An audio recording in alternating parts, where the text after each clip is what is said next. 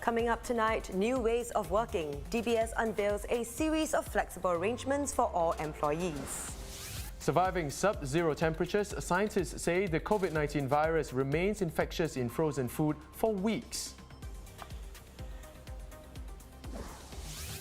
And a British diplomat becomes a hero in China after diving into a river to rescue a drowning student.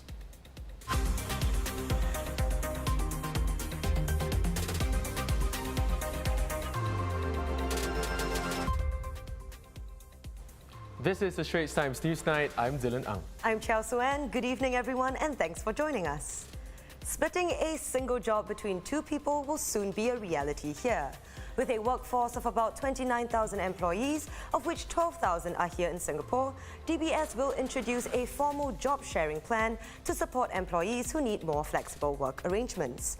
Under the voluntary scheme, two employees will share the responsibilities of one full-time role, retain all existing medical benefits, and continue to be covered under the bank's insurance plans. Besides the scheme, DBS Bank will give all employees flexibility to work remotely for up to 40% of their time at work. To facilitate greater collaboration, it will also launch a 5,000 square feet living lab workspace. This space aims to blend physical and virtual work configurations. DBS's head of Group Human Resources told Newsnight, COVID-19 has accelerated the move to flexible work arrangements. Actually, job sharing is not a new idea in the HR world.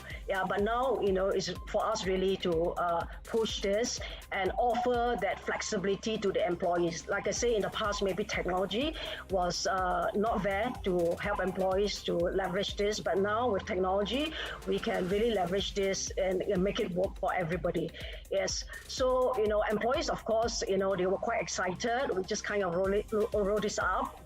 People are already inquiring about this, and like I say, people who want to use it to pursue their personal passion, they want to use it to balance their work life or to fulfill family commitments. I think this will be quite attractive to them. So it's still early days, but we're hopeful.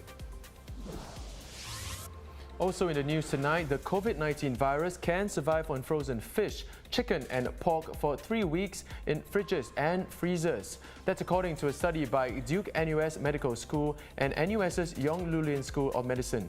Researchers use high amounts of the virus to infect pieces of salmon, chicken and pork sourced from local supermarkets. They discovered that it is possible for the virus to survive transport and storage, and temperatures ranging from 4 degrees Celsius to minus 80 degrees Celsius. The next part of the study will look at possibility of infection by consuming food contaminated with the COVID-19 virus. On to the COVID-19 situation here. There are no locally transmitted cases for the 7th day in a row. All 6 new cases were imported and have been placed on stay-home notices upon arrival in Singapore.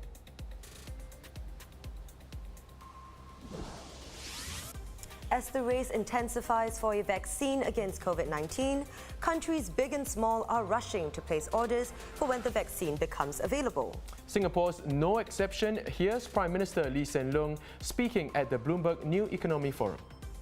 For Singapore, knowing that we are a small country and we are not going to invent all the vaccines we need ourselves, we have sought to make arrangements with not just one but multiple vaccine makers, so that when products become available, well, we will not be last in the queue. I doubt we will be first, but we don't want to be the last. Of all days, HDB's website was hit by glitches today when it launched BTO flats for sale. Affected users took to social media to air their complaints, saying they were unable to apply for a flat or were unsure if their payment went through. A message on the BTO application page on HDB's website cited heavy traffic and asked users to try again later. All that excitement was over the BTO flats spread across 7 housing projects in 5 estates. The new flats will be located in Bishan, Toa Payoh Bidadari and Tampines. At these mature estates, starting prices range from $121,000 for a 2-room flexi flat in Bishan to $627,000 for a 5-room unit in Toa Payoh Bidadari, excluding grants. New flats will also be located in Sembawang and Tengah, ranging from 2 flexi to 5-room units. Starting prices in these non-mature towns range from $92,000 for a 2-room flexi unit in Sembawang to $394,000 for a 5-room unit in Tengah, excluding grants as well. Teh tarik, satay and laksa, just some of the things we love about our hawker food. Hawker culture in Singapore now has a very good chance of being inscribed as an official UNESCO Intangible Cultural Heritage after an expert body recommended that it be put on the coveted list. Here's what Singaporeans had to say about what hawker centres mean to them. I think the unique thing is, you can sit anywhere and you can order any, the variety of food. A lot of people come to hawker centres because of this particular auntie or uncle, that cooks this dish very well. So if they give up, then that art is lost. So there must be some way of, and then the children maybe don't want to take on because it's a very tough life. From a Singaporean perspective, I don't think it would die anytime soon because even for youngsters like us, we do go to hawker and hawker is our to-go food. We'll have to wait next month for the final verdict, but if inscribed, hawker culture joins Singapore's other UNESCO site, the Botanic Gardens. A quick update now on the situation in Bangkok, Thailand. Protesters are out in force tonight, hours after riot police fired water cannons at those who tried to cut their way through razor wire barricades outside Parliament. Protesters are demanding changes to the constitution drawn up by the former military government. They also want the removal of Prime Minister Prayut Chan-o-cha, as well as reforms to curb the powers of the monarchy.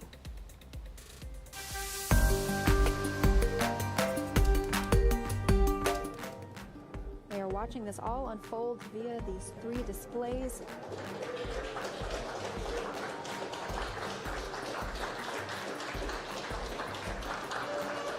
Mission success. 4 astronauts on board SpaceX's Crew Dragon have docked with the International Space Station, the first crewed mission on a privately built space capsule purchased by NASA. Piloted by 3 Americans and a Japanese astronaut, the capsule docked 27 hours after launching from Florida. The ISS will be their home for the next 6 months until another set of crew replaces them. Not content with being one of Hollywood's brightest stars or owning his own gin brand Aviation, Ryan Reynolds has now added the ownership of a Welsh football club to his belt.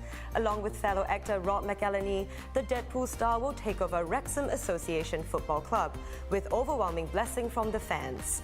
To be specific, 98.6% or 1,809 trust members voted in favour of the takeover, which could see £2 million being invested in the club.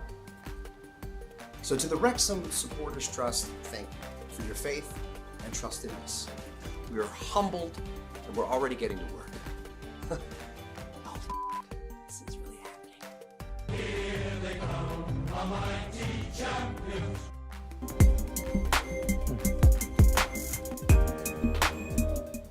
In case you missed it, after a heroic rescue, top British diplomat becomes a hero in China. A video of Consul General Stephen Ellison diving into a coursing river to rescue a student has racked up tens of millions of views on social media. It shows 61-year-old Mr. Ellison jumped fully clothed into the river, where the unnamed woman was struggling to stay afloat. The hashtag British Consul General in Chongqing saves a female student who fell in the water had gained almost 40 million acknowledgements on Weibo by last night as news of Ellison's bravery spread. And that wraps up the Straits Times News Night. Do visit straitstimes.com to see more news and videos. You can also subscribe to our YouTube channel by hitting the button below. Have a great evening and we'll see you tomorrow.